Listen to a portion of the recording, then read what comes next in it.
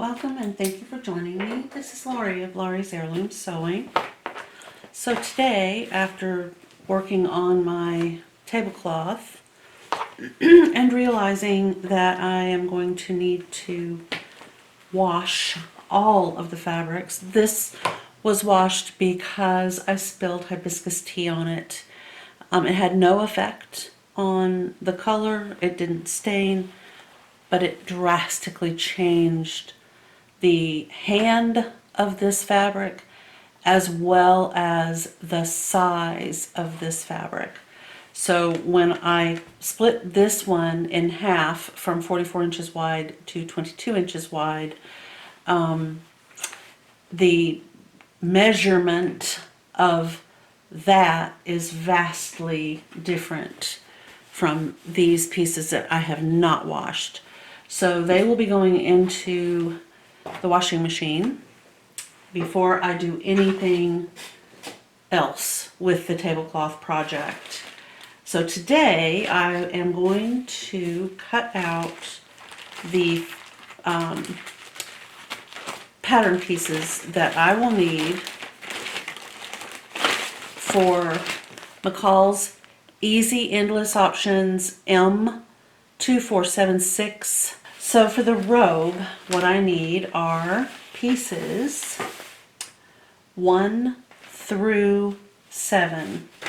I don't need my fabric out here. So now I did order some silver, solid silver. I don't know if you can see, it's awfully dim in here. I mean, it is like super dark. But there are silver touches in the daffodil pink Stitch and Sparkle. So I ordered the accompanying solid silver that has not arrived yet. And my plan is to use that for the pockets. It has a pocket on each side of the front of the robe. Possibly the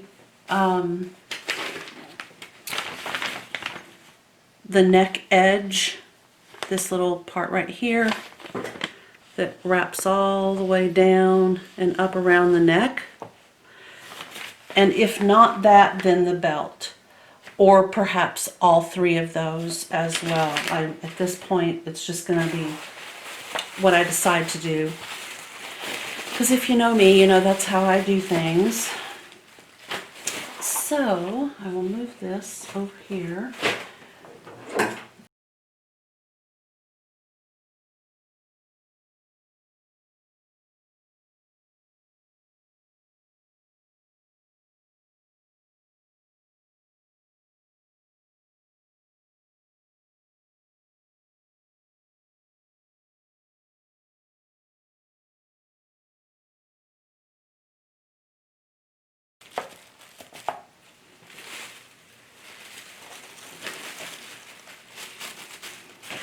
Okay, and this little piece right here is piece 3, and it is the loop for the belt on the robe.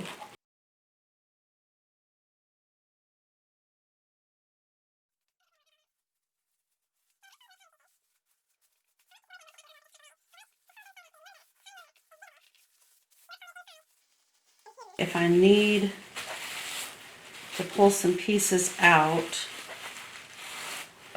then I'll be able to see that this is piece number 9, and I won't have to unfold it to figure out what this is. And I know that right now I don't need this because I'm supposed to be using pieces 1 through 7.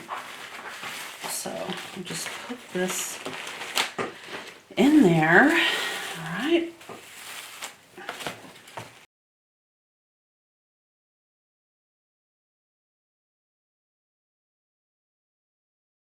A rectangle like this, as I like to measure it and write that measurement down.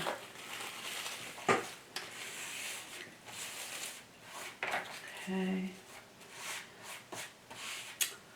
So on the actual pattern piece, I am going to make a note that it is exactly 1.5 inches wide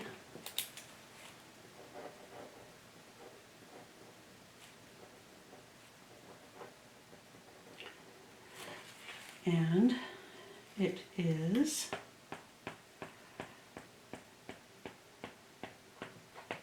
14 inches long.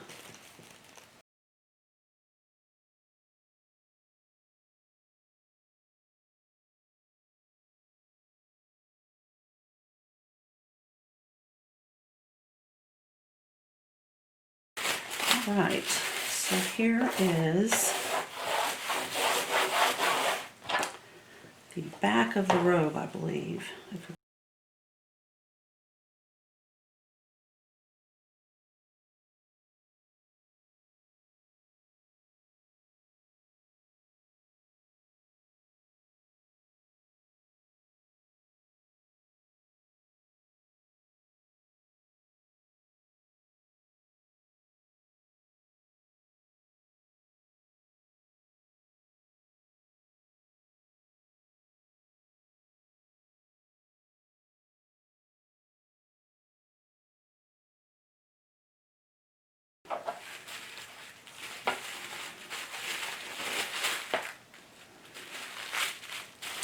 Okay, here is piece number 6.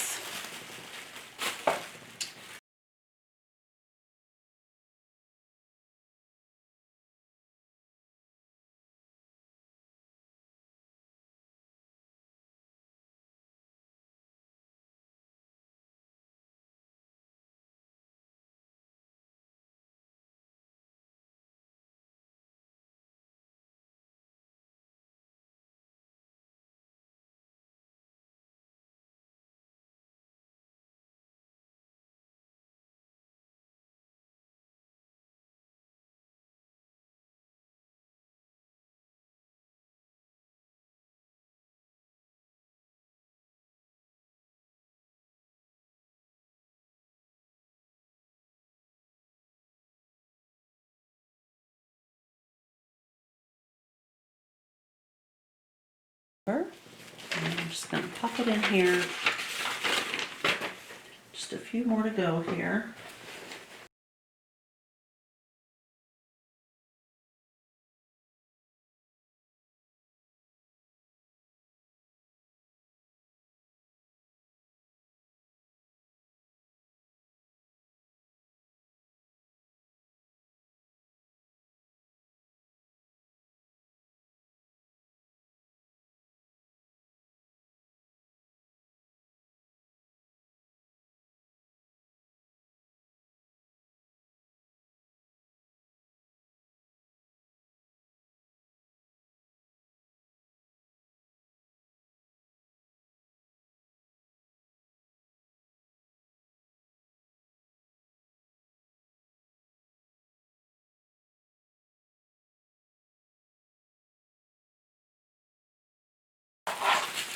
Okay, so here's the pocket, and it says pocket for robe. So I know, of course, it's piece number 1, and we are supposed to be using piece 1 through piece 7. So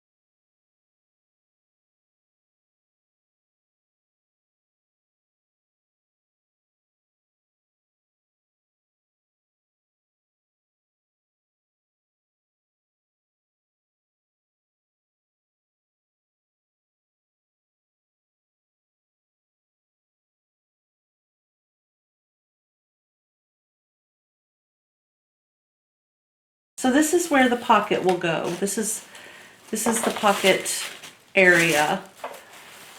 And when I made those shorts, I think I mentioned that when you have a pattern that calls for a pocket, you will often get the pocket location. So that's what this is right here. It just says sew pocket here. And that's very, very common. Okay, so the directions, if you are sewing along, are to start with your pocket. And I always do this before I sew anything. I'm going to look at this because I don't want to have any surprises.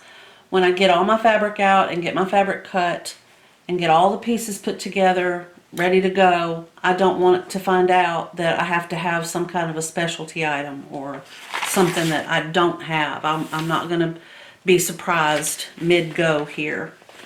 So, finish the upper edge of your pocket with a zigzag stitch, or turn under 1/4 of an inch and edge stitch with your conventional sewing machine.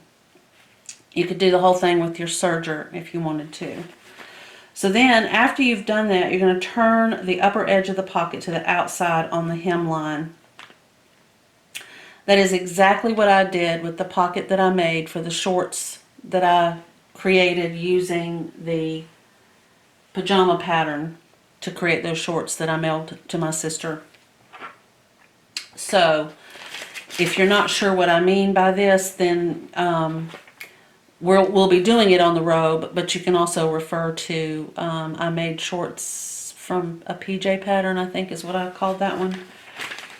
Okay, so, and then on these little rounded corners like this, go ahead and either do a hand basting stitch or do a basting stitch right along the edge of those rounded corners right there, and then pull them in, and it will help you ease in that fullness and turn that corner on that pocket so that you have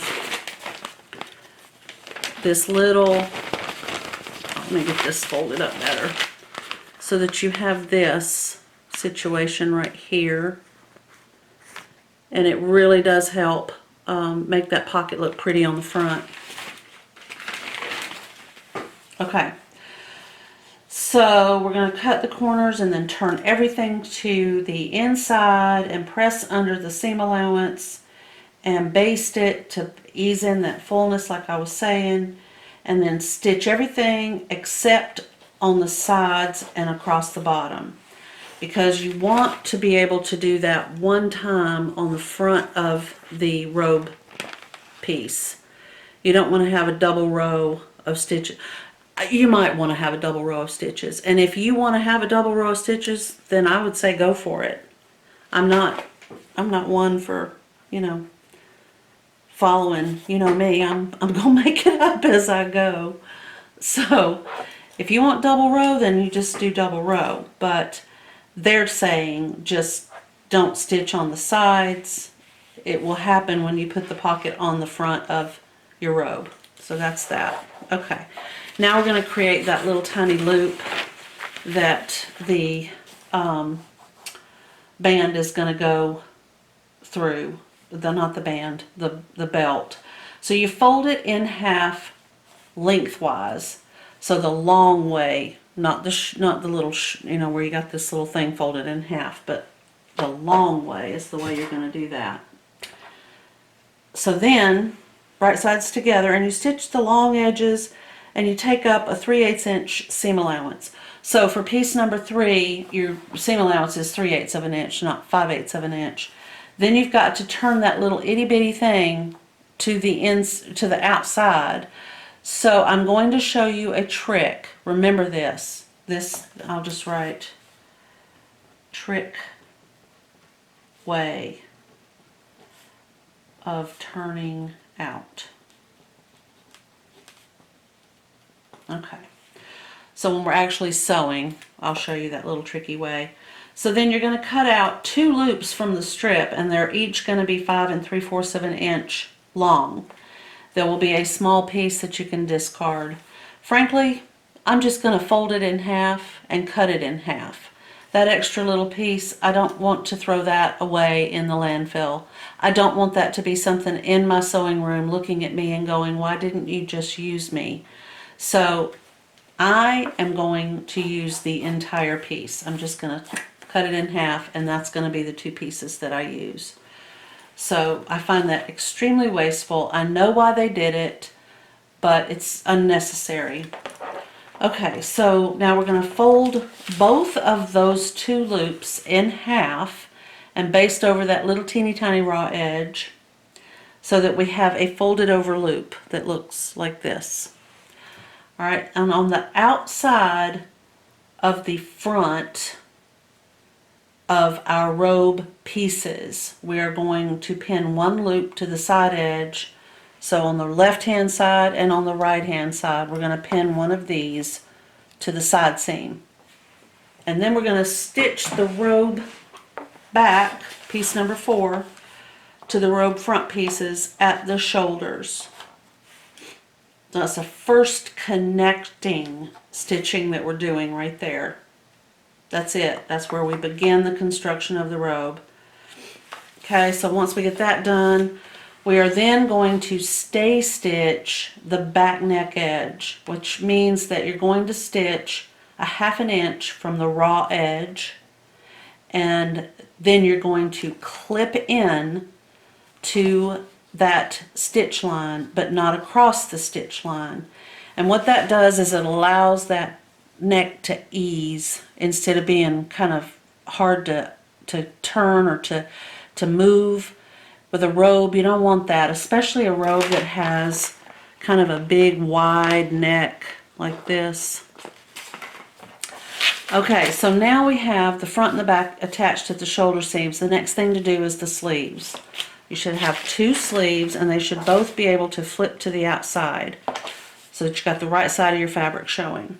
And there's a big wide shoulder on these sleeves.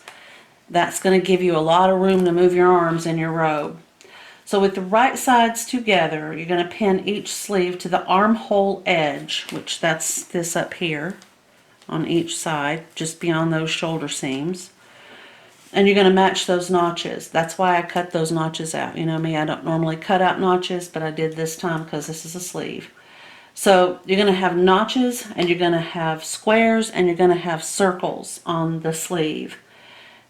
That's to help you match up the arm side, the underarm, and the top seam. So then you're going to turn all of those seam allowances away from the sleeves, meaning toward the shoulder. You will then see, and they've got that shown right there. I don't know if you can see it. Maybe if I bring you in, I know this lighting is just the pits. So right here, we can see the stitching. The seam allowances themselves are facing the robe. That's what that means. Turn seam allowances away from the sleeve. And they mean press. They didn't say it, but they mean it.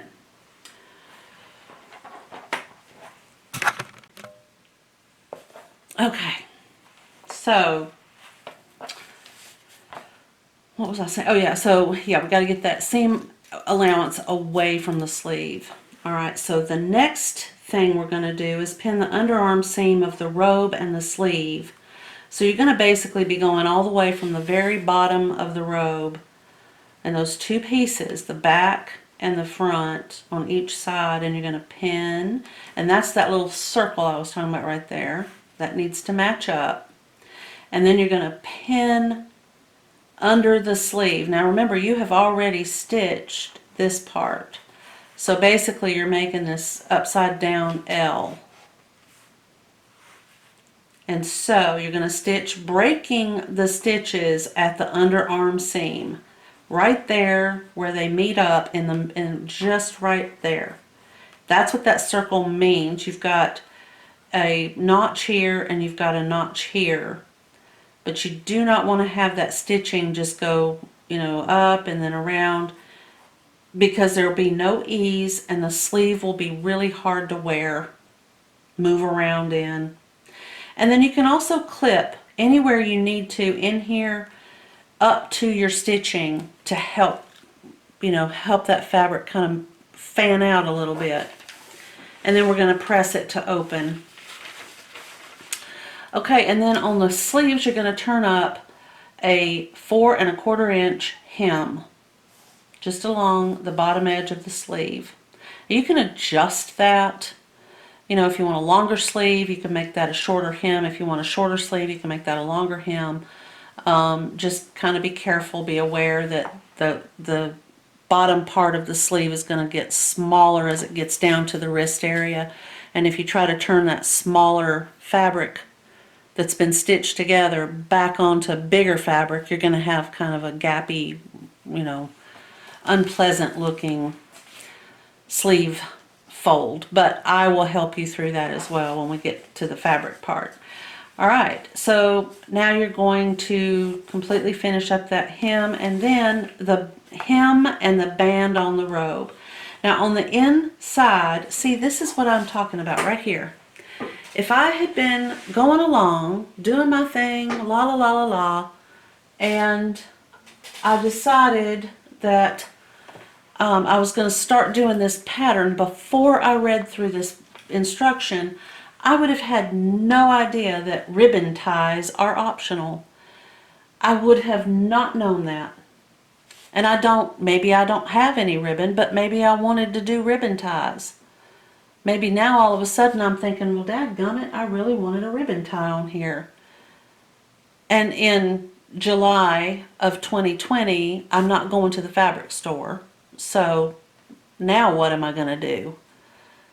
So I guess I might, in this particular case, make something like this. This is fabric that has basically been made into a kind of a ribbon that I'm not using for something else anymore. I cut it off because it was getting on my nerves. It's really cute and I like it. The problem is this one does not match my daffodil pink fabric. I would either have to make something like this out of the silver cotton, or buy some ribbon.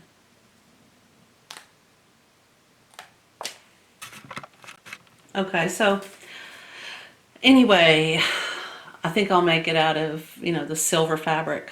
And it'll work, especially if you cut it on the bias. You'll get a nice little stretch. It doesn't have to be ribbon. But so I hit step 3 and it says hem and band. Note, ribbon ties are optional. Well, thanks for letting me know that they were something I needed to begin with. And then you cut the ribbon in half.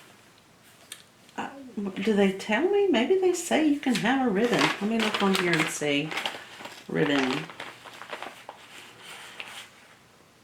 So for the robe,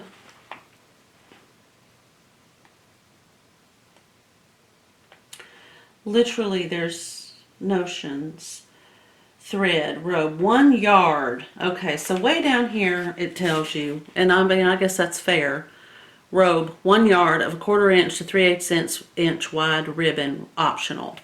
So be aware, if you want a ribbon, on the inside of your robe to tie the inside, so that if the outside comes untied, the inside flap is still going to be, tied to the inside, right? That's what that's for.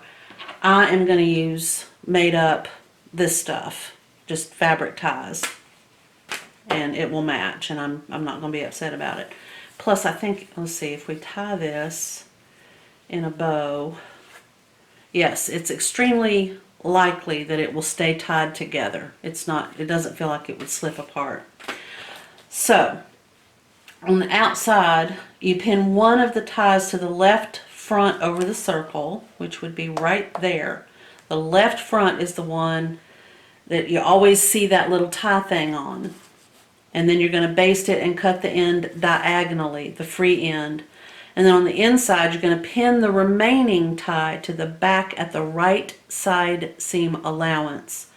So that when you wrap this left side into the right side, you tie these 2 ribbons together and then you're good. You don't even have to have that belt. I mean, it'd be nice to have the belt, but this will definitely hold your robe together.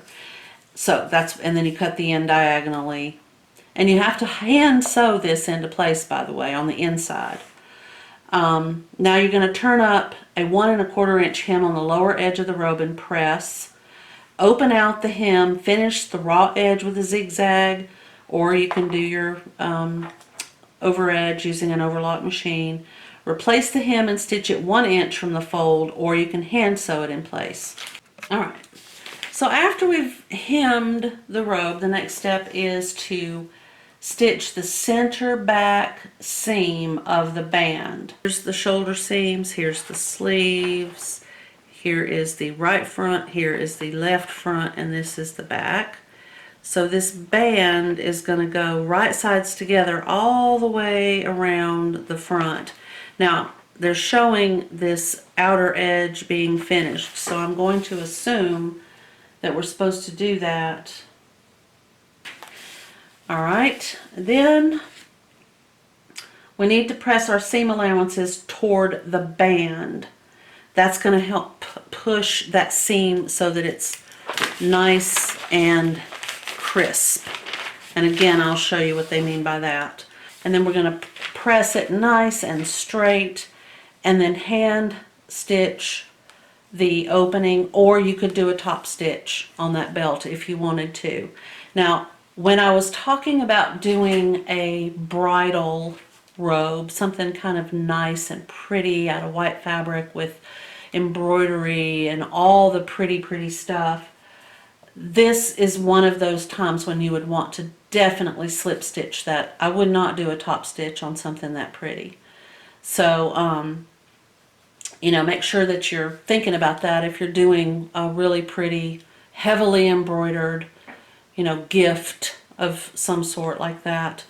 That would probably be prettier if it were done up by hand. But the other thing I wanted to mention is, if before we start this robe for myself and you were thinking, oh, I want to do that, my niece is getting married and I would love to make her a pretty robe for her honeymoon. Well, if that's what you're thinking, do the embroidery, or your grandmother is having her birthday.